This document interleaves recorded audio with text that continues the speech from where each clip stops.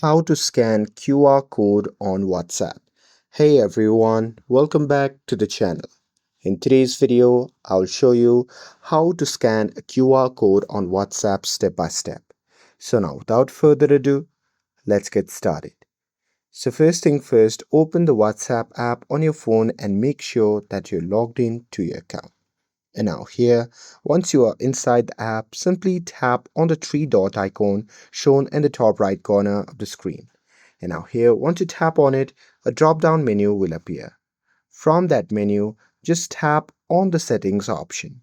And now here, once you are inside the settings, at the top you can see your profile name.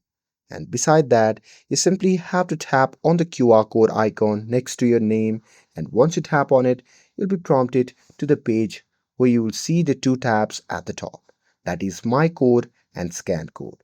So from there, simply tap on Scan Code and your camera will open. So after that, you can point it at the WhatsApp QR code that you want to scan, and once scanned, the contact will be added instantly to your WhatsApp contacts.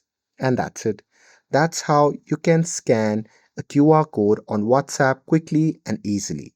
With this, if you found this video helpful, then don't forget to like, share, and subscribe to get updated for more videos.